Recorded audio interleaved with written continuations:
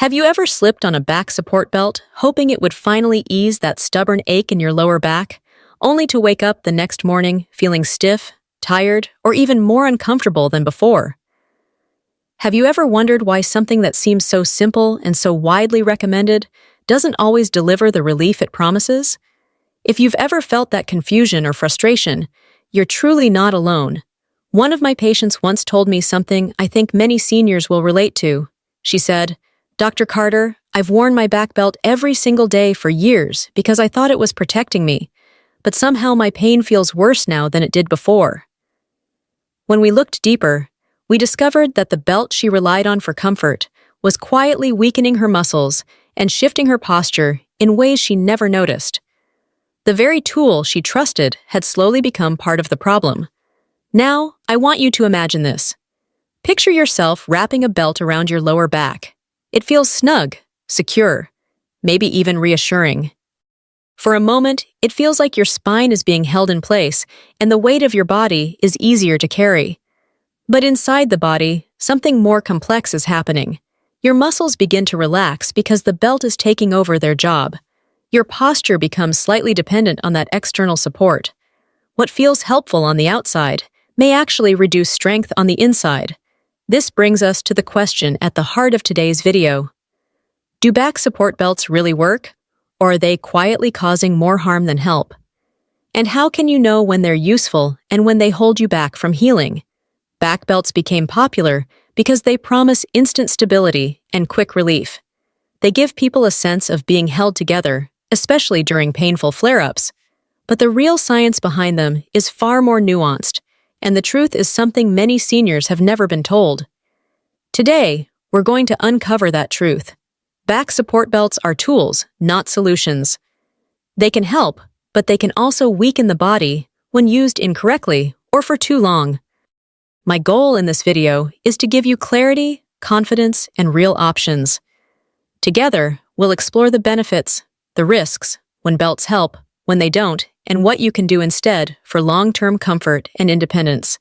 And if you haven't already, I invite you to subscribe to Senior Health Daily so we can continue learning, healing, and growing stronger together.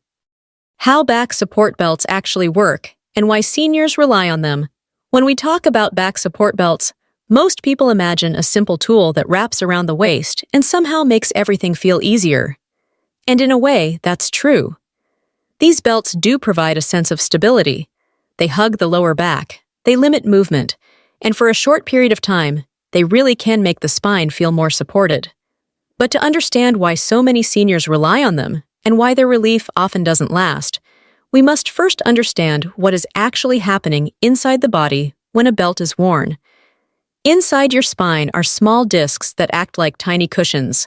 When you bend, twist, lift, or simply carry the weight of your upper body, these discs shift slightly to absorb the pressure. The muscles around your spine also help share that load. The deep core muscles, the glutes, and the stabilizers in your lower back all work together to keep your body upright. It's a beautifully coordinated system that functions best when everything is awake, balanced, and engaged. When someone puts on a back support belt, the belt takes over part of this job. It squeezes the midsection gently, reducing the movement of the spine and limiting the work your muscles need to do. This can lower the pressure on the discs temporarily, which is why many seniors feel relief within minutes. The belt essentially acts as an extra set of hands holding your spine steady. And during moments of acute pain, during flare-ups, or during activities that require more strength than usual, this assistance can be incredibly helpful. But here is where things become complicated. The relief the belt provides is usually short-lived because the body begins to adapt in ways most people don't realize. When the belt holds the spine stable, the muscles take a break. And while giving muscles a break during a painful flare-up can be a good thing, doing it too often or for too long begins to change the way the body functions. The muscles become less engaged. They lose a bit of their natural reflex to activate. They begin to rely on the belt instead of supporting you on their own.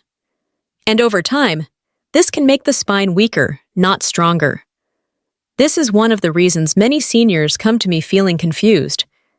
They wear their belt faithfully, expecting it to help, yet they feel more stiff or tired when they're not wearing it. They start needing it just to do simple tasks like walking, cooking, or getting out of a chair.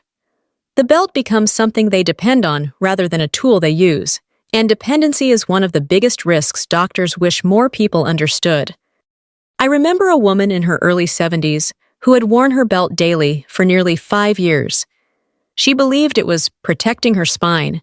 She believed it was keeping things in place, but every time she removed it, her back felt like it couldn't hold itself up.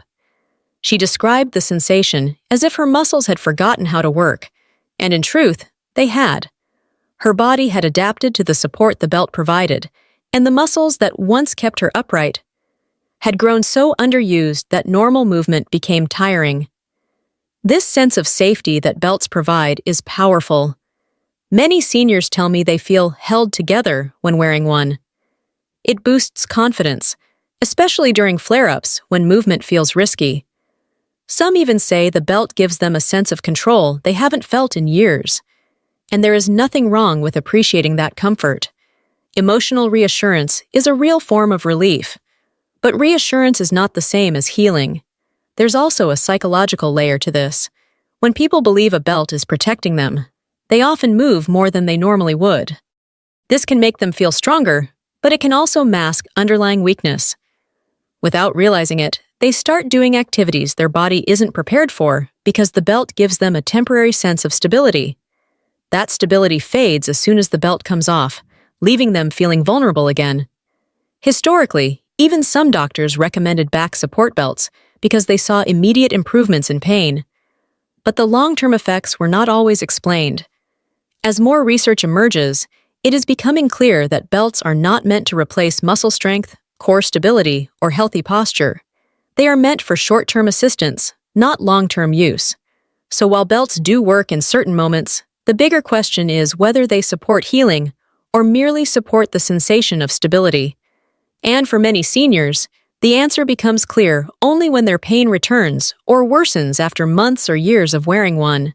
As we move forward, I want to take you deeper into the hidden risks that doctors wish every older adult understood. Understanding these risks can help you make choices that truly support your health, rather than quietly undermining it. Let's look beneath the surface and explore what happens when the belt that feels like your best friend becomes the very thing holding you back. The hidden risks, when back belts help, and when they quietly harm seniors. As we continue this journey together, I want you to picture something that happens far more often than most people realize. A senior puts on a back support belt when their pain flares up. The belt brings relief, so they wear it a little longer the next day, then a little longer after that. Eventually, it becomes part of their routine. They put it on in the morning before walking the dog, before doing chores, before any activity that feels even slightly risky. What started as a temporary tool slowly turns into a daily habit. This is where the hidden risks begin to appear. One of the most important truths doctors want seniors to understand is that wearing a back belt too often gradually weakens the very muscles that protect the spine. When the belt takes over the job of stabilizing the body, the core muscles do not activate the way they should. It's not something you feel right away.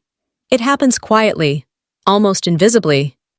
Weeks turn into months, and suddenly, simple activities like standing up from a chair, walking around the house, or bending to pick something up feel harder than they used to. The body is incredibly smart. It adapts to whatever you give it. If the belt is doing the work, the muscles learn to stay relaxed. This leads to what some doctors call functional collapse. It doesn't mean you collapse physically. It means your natural support system collapses internally.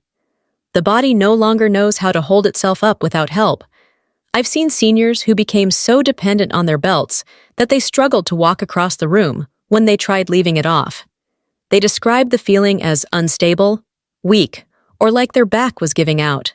But what was really happening was the result of months or years of muscle inactivity. The belt had become both their comfort and their crutch. And there are other risks too. Many older adults wear belts too tightly, believing that the tighter the belt, the more effective it is. But when a belt compresses the abdomen, it restricts the natural movement of the diaphragm. breathing becomes shallow, and the body receives less oxygen. Over time, this can affect energy levels, balance, and even digestive comfort. Seniors with arthritis, spinal stenosis, or nerve irritation sometimes make their symptoms worse simply by fastening the belt a little too tight out of fear of pain. Another hidden problem is posture. A belt that is worn too high or too low can shift your alignment. It may push the ribs up, tilt the pelvis forward, or flatten the natural curve of the lower back. These subtle changes might not be noticeable at first, but they create imbalanced loading on the joints. An imbalance is one of the biggest causes of chronic back pain. Yet it's important to understand that belts are not bad. They simply have a time and place. Used correctly, they can be extremely helpful, especially for short periods. For example, during an acute pain flare-up when nerves are irritated, a belt can reduce the stress on the spine long enough for inflammation to calm down. When lifting something moderately heavy, like organizing a garage or moving a box, a belt can prevent sudden strain. During housework or gardening, a belt can be a good source of temporary stability, especially when you know you'll be bending or reaching. And there are moments when belts are not just helpful, but essential. After certain surgeries, after a disc herniation, or during the early stages of nerve compression, doctors may recommend wearing a belt for short durations to keep the spine safe. But even in these situations, the goal is always the same: short-term support, long-term strengthening. One of my patients, a 70-year-old gentleman, came to me after wearing a belt every day for nearly 3 years. His pain had been getting worse, not better. He felt tired, stiff, and unstable. When we tested his core strength, we discovered his muscles had grown so weak that he relied on the belt just to walk comfortably. When he finally stopped wearing it daily and began a simple strengthening routine, his pain improved almost immediately. He went from needing the belt for every activity to only using it during yard work. Within a few months, he told me he felt stronger at 70 than he had at 65. It was not the belt that healed him. It was learning how to use his body again. Another woman, in her mid-70s, used her belt only during flare-ups. She noticed that when she wore it for 2 or 3 days, her pain calmed down. But when she wore it for a week straight, her stiffness increased. When we adjusted her posture, improved her hip mobility, and taught her how to engage her core gently, her pain episodes became shorter and less intense. She learned how to use the belt as a tool rather than a dependency. These stories matter because they show the truth behind back belts. They aren't magic solutions. They aren't long-term fixes. They're not meant to replace posture, strength, or mobility. But when used smartly, they can offer meaningful support. So how do you know if your belt is actually helping or if it is quietly making things worse? There are signs. If you feel more stiffness when you take the belt off, it may be weakening your muscles. If you find yourself needing the belt more often rather than less, that is another warning. If your pain starts spreading to new areas, like the hips or the mid-back, your alignment may be shifting. And if standing without the belt becomes difficult, that is a clear sign your body has begun to rely on external support instead of natural strength. These signs aren't meant to scare you. They are meant to empower you. When you understand what your body is trying to tell you, you can take steps that genuinely support healing. In the next section, we'll explore the deeper science behind why overusing belts fails and what happens inside the spine and muscles when dependence begins. This understanding will help you choose better strategies for long-term comfort, strength, and independence. The simple science, safer alternatives, and when back belts should actually be used. As we move into this final part of the main content, I want to take you just a little deeper into the science, but in a way that feels simple, relatable, and empowering. You don't need a medical degree to understand what's happening inside your body. You just need a clear picture. Imagine for a moment that your spine is like a suspension bridge. A bridge stays strong because both sides hold their weight evenly. When the cables tighten and loosen in harmony, the bridge can withstand wind, weather, and years of pressure. But if one side begins to carry more load, or one cable stops working, cracks appear faster. The structure becomes vulnerable. Your back works the same way.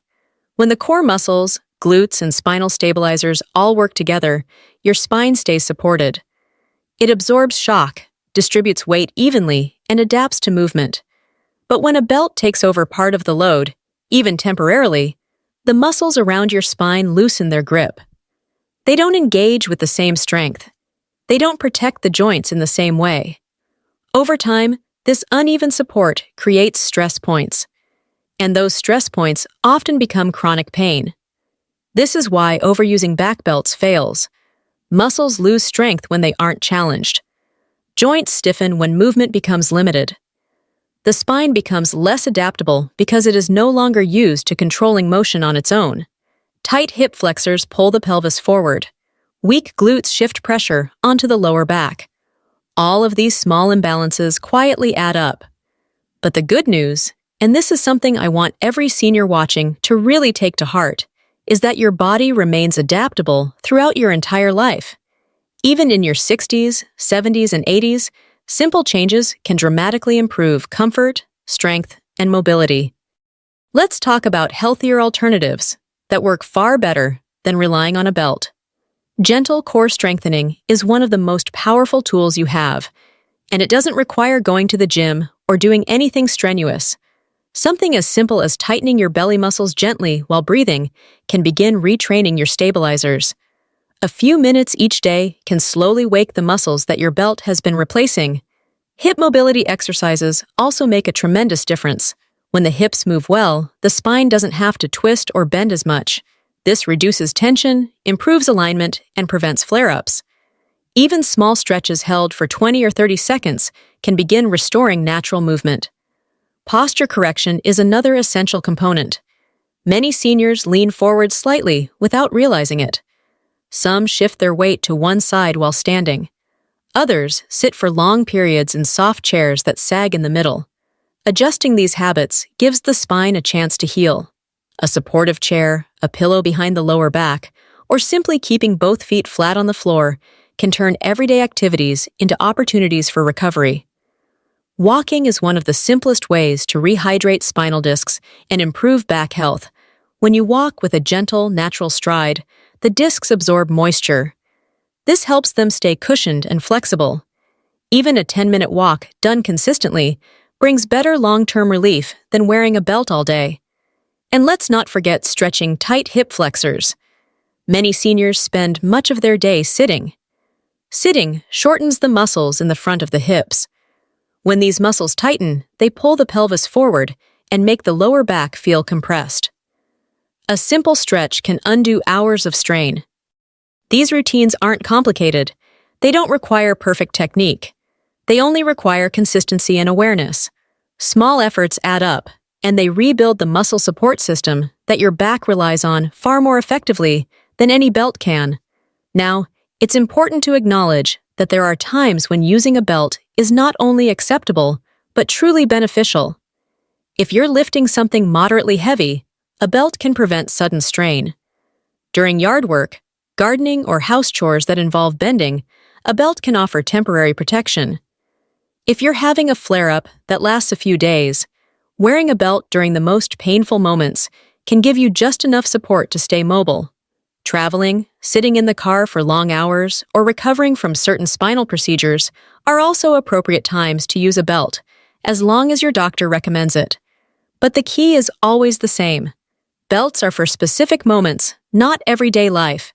They are for temporary support, not long-term dependence. ACs. They are tools, not solutions. And nothing brings this truth to life better than the real stories of seniors who regained control of their health by learning how to use belts wisely. I once worked with a woman in her late 60s who wore a back belt almost every day for a decade. She believed she needed it, but when she slowly reduced her use and focused on strengthening her core, her pain began to fade. She eventually reached a point where the belt only came out for gardening, never for daily tasks. She told me it felt like getting her freedom back. Another man in his 70s overcame sciatic pain by correcting his forward head posture and practicing simple hip hinge techniques. He told me that for the first time in years, he felt strong enough to trust his own body again. These stories remind us that healing rarely comes from something outside the body. It comes from waking up the strength that already exists inside you. Before we move to the emotional conclusion of this video, I want to highlight one final point. Back support belts help with symptoms, not causes. If you ever experience sharp pain, radiating discomfort, numbness, tingling, weakness in the foot, difficulty standing upright, or pain that wakes you from sleep, those are signs you need medical attention. Belts may soothe the moment, but deeper issues require real evaluation. And now, in the final part of this video, we're going to bring everything together. We'll talk about the meaning behind your pain, the resilience of your body, and the hope that comes when you choose awareness and intention over fear and habit. A gentle, empowering ending that seniors will remember. As we come to the end of our time together today, I want to leave you with a truth that I hope settles gently into your heart. Pain is not your enemy. It is not punishment, weakness, or a sign that your body is failing you. Pain is communication. It is your spine tapping you on the shoulder, asking for alignment, strength, awareness, and care. And when you listen to it with compassion instead of fear, everything begins to change.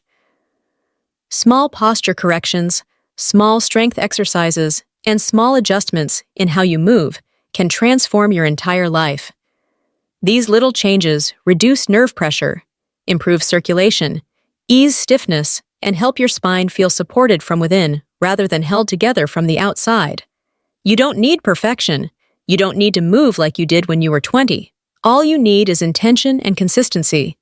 Your body responds beautifully to small acts of support. And I want you to remember something else. No matter your age, your spine is still adaptable. It still learns.